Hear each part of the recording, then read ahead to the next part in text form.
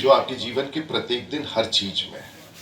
आपके टेलीफोन में है, आपके लेज़र में है, आपके ऑपरेशन में है, आपके ट्रेन में संचालन में है, आपके सेफ्टी में है, आपके गाड़ी में है, आपके जो कुछ भी आप कल्पना कर सकते हैं, चाहे अंतरिक्ष में हो या आपके कंप्यूटर में हो, आपके घर के बिजली का हो, और हर चीज में एक सेमीकंडक्टर है, वो माइक्रोचिप होता है। और इसका स्पेशलाइजेशन सबसे बड़ा उद्योग लगभग $50 बिलियन का चाइना में है, अमेरिका में है।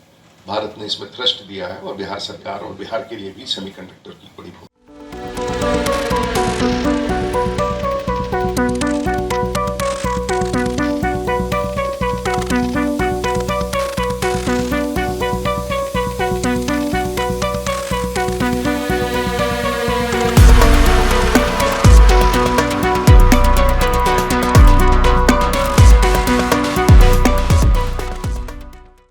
सारण सांसद एवं पूर्व केंद्रीय मंत्री राजीव प्रताप रूडी ने सारण के अमनौर में आयोजित प्रेस कॉन्फ्रेंस में केंद्रीय बजट 2026-27 को निर्णय प्रधान, सुधारोन्मुखी और जन कल्याण को प्राथमिकता देने वाला बजट बताया। उन्होंने कहा कि यह बजट प्रधानमंत्री नरेंद्र मोदी के नेतृत्व में आत्मनिर्भर एवं विकसित भारत के लक्ष्य को सशक्त आधार प्रदान करता है। रूडी ने कहा कि यह बजट दुविधा के स्थान पर निर्णय, शब्दाडंबर के स्थान पर सुधार और लोक लुभावन के साथ पर दीर्घकालिक जनहित को प्राथमिकता देता है। वैश्विक अस्थिरताओं के बावजूद भारत ने लगभग 7% की विकास दर बनाए रखी है और राजकोषीय अनुशासन के साथ सामाजिक आवश्यकताओं का संतुलन साधा गया है। MSME युवाओं और महिलाओं के सशक्तिकरण पर जोर देते हुए उन्होंने कहा कि 10,000 करोड़ के MSME ग्रोथ फंड, कौशल आधारित शिक्षा, यूनिवर्सिटी टाउनशिप और स्वास्थ्य क्षेत्र में विस्तार से स्थानीय प्रतिभा को राष्ट्रीय मंच मिलेगा। मोदी सरकार महिला नेतृत्व विकास को राष्ट्रीय प्रगति का आधार मानते हुए STEM शिक्षा में कन्या विद्यार्थियों की भागीदारी बढ़ाने, लखपति दीदी पहल को उद्यम स्वामित्व तक विस्तार देने पर विशेष बल दे रही है।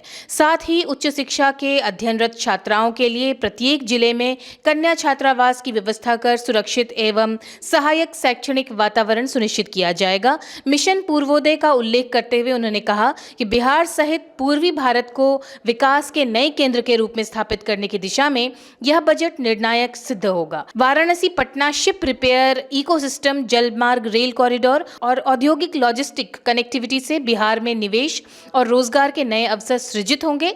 सारण और छपरा के संदर्भ में रूडी ने कहा कि रेल, सड़क और जलमार्ग आधारित कनेक्टिविटी से यह क्षेत्र व्यापक और परिवहन का महत्वपूर्ण केंद्र बनेगा। स्टेशन पुनर्विकास और हाई स्पीड रेल परियोजना से स्थानीय अर्थव्यवस्था को सीधा लाभ मिलेगा। अंत में उन्होंने कहा कि केंद्रीय बजट 2026-27 विश्वास, स्थिरता, अवसरों का बजट है जो सबका साथ, सबका विकास के संकल्प और अधिक मजबूती प्रदान करता है। आइए दिखाते हैं आपको इस संबंध में एक video report. D pharma students, अब हो जाइए तैयार। आपके लिए है बहुत अच्छी खबर कि अब केवल डी फार्मा स्टूडेंट्स को ही मिलेगी फार्मासिस्ट की जॉब। तो ये कोर्स करने के लिए आपके पास है 2 choices. DPS group of institutions के किसी भी कॉलेज में एडमिशन लेकर के आप घर बैठे कर सकते हैं ऑफलाइन कोर्स, या फिर आप कर सकते हैं ऑनलाइन क्लासेस। और उससे भी अच्छी बात ये है कि DPS ग्रुप के कॉलेजेस जो कि हैं इन 5 शहरों में, रांची, दुमका, देवघर, मुजफ्फरपुर और सीतामढ़ी, इन 5 शहरों के किसी भी कॉलेज में एडमिशन लेकर आप किसी और शहर में बैठ करके ये कोर्स कर सकते हैं। आपको कॉलेज के नाम और डिटेल्स मिल जाएंगे वीडियो स्क्रीन पर, और बाकी किसी जानकारी के लिए दिए गए नंबर पर कॉल करें।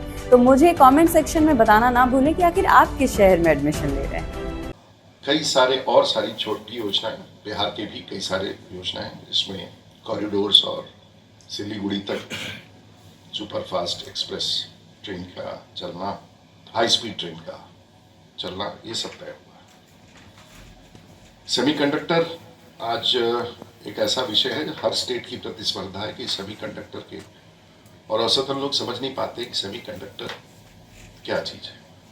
सेमीकंडक्टर एक ऐसा यंत्र है या इलेक्ट्रॉनिक डिवाइस है या सर्किट है जो आपके जीवन के प्रत्येक दिन हर चीज में है।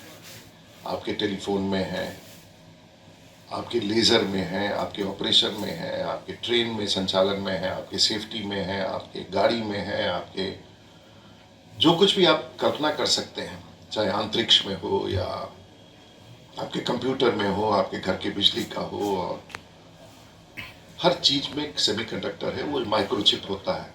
और इसका स्पेशलाइजेशन सबसे बड़ा उद्योग लगभग $50 बिलियन का चाइना में है, अमेरिका में है।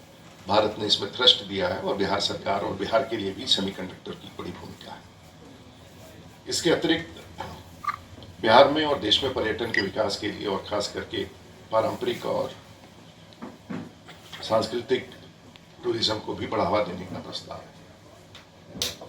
हम सब इस पूरे बजट में देश के प्रधानमंत्री का और देश के वित्त मंत्री का विशेष रूप से आभार व्यक्त करना चाहेंगे कि बजट, केंद्रीय बजट 2026-27 एक अपने आप में अनोखा बजट है और आप सब पत्रकारों के माध्यम से सारे जिला के लोगों को जिसका लाभ मिल सके, ऐसा मेरा लगातार प्रयास है। सवाल, हाई स्पीड कॉरिडोर रेलवे का या रोड का, दोनों में महत्वपूर्ण रूप से सरकार ने बड़ा पुश दिया है। और किसी भी देश के आर्थिक संरचना के लिए एमएसएमई सबसे लघु और मध्यम श्रेणी के उद्योग सबसे महत्वपूर्ण होते हैं और इसके लिए 10,000 करोड़ रुपए की अतिरिक्त राशि दी गई है। अगले 5 वर्ष तक कई सारी योजनाओं को लागू किया जाएगा। महिलाओं के लिए और महिला दीदी के लिए और लखपति दीदी के लिए जो बिहार सरकार और केंद्र सरकार का फोकस रहा है वो भी महत्वपूर्ण है। सारण में 3-4 बड़ी योजनाओं के बारे में भारत सरकार के प्रस्तावों में है, जिसमें सिंचाई योजना के लिए 8,000 करोड़ की लागत से नेपाल से आने वाली पानी जो गंडक से होकर के हमारे नहरों में आता है उसकी टीएससी अप्रूवल और भारत सरकार में जाएगा।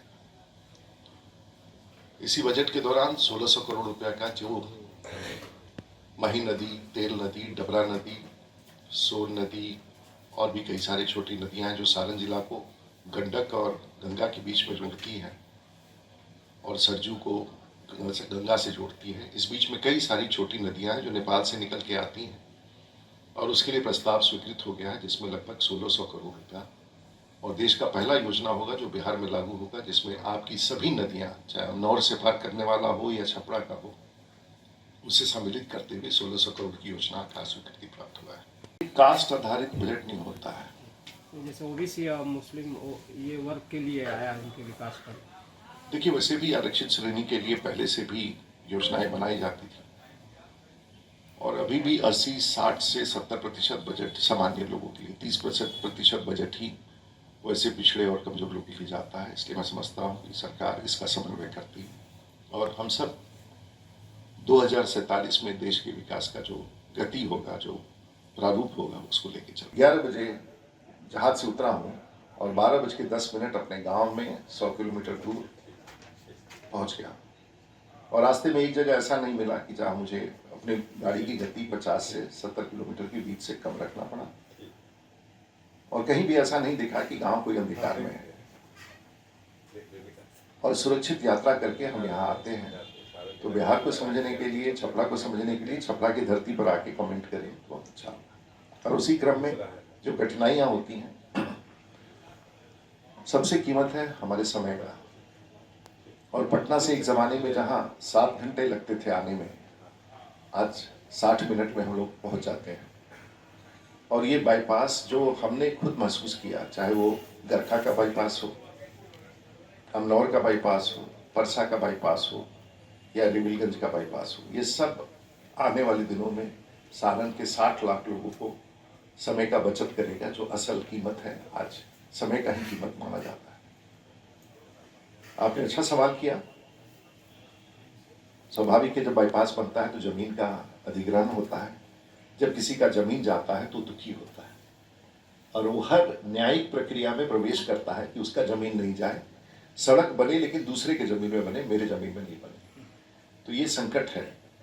अलाइनमेंट जब एक बार तय हो जाता है तो अधिग्रहण का प्रोसेस शुरू होता है और तब लोग जग करके, ये बात भी सही है कि उसको मुआवजा दिया जाता है, लेकिन लगता है कि अगर ये मुआवजा के बिना मेरे साथ होता तो इसका हमको आने वाले दिनों में जी अधिक मिलता। तो ये संकट है, लेकिन उसी बीच में से रास्ता निकलता है। सभी बाईपास पर काम है और इसकी समीक्षा डीएम के स्तर पर कर रहे हैं, मैं भी करता हूँ। सीआरएफ से है, ये सब हमने योजनाएं दी हैं। 1-1.5 साल में इसे समाप्त करने की गुंजाइश है। का बजट 2026-27 का पेश हुआ है और वित्त मंत्री माननीय श्रीमती निर्मला सीतारमण जी ने एक बृहद और उसमें कई सारे मानक हैं जिस पर, और ये बजट कंसोलिडेशन का है। भारत की सरकार ने 2014 से कई सारी योजनाएं लागू की हैं। 2019 फिर 2024 की सरकार, चाहे वो पूर्वोत्तर क्षेत्र के लिए हो, सिंचाई के लिए हो, शिक्षा के लिए हो, स्वास्थ्य के लिए हो, हर क्षेत्र में लगातार साधन की वृद्धि और आज लगभग 50 लाख करोड़ की लागत का बजट भारत सरकार ने बनाया और उसमें प्रमुख रूप से इस बार के बजट में सेल्फ रिलायंस की तरफ एक बहुत बड़ा फोकस है और जिस तरह से टैक्स के प्रोसेस में मिडिल क्लास को राहत दी गई है और वो रिफॉर्म्स का प्रोसेस है जो लगातार चल रहा है। बिहार में पूरी दुनिया का अगर सबसे बड़ा उद्योग है तो वो शिप रिपेयर का है और देश के प्रधानमंत्री और वित्त मंत्री ने बिहार में शिप रिपेयर का एक बड़ा सेंटर खोलने का, और स्वाभाविक तौर से वो गंगा के तट पर ही होगा और मेरा प्रयास रहेगा कि कल्लू घाट की तरह, कल्लू घाट के निकट छपड़ा में ही स्थित हो, लेकिन इसके बारे में अभी तक निर्णय नहीं है। आने वाले दिनों में इसका निर्णय किया जाएगा।